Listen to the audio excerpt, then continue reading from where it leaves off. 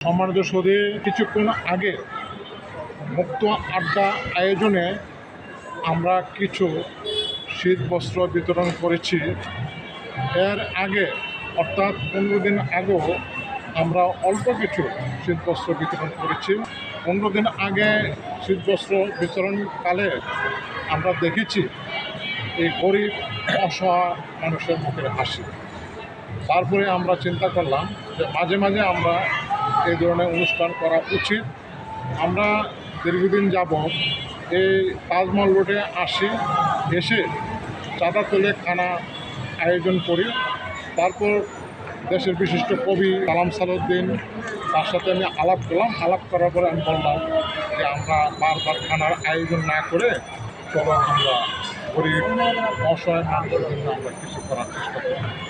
তারপর আজ আমরা অল্প কিছু কম্বল আমরা বিতরণ করেছি।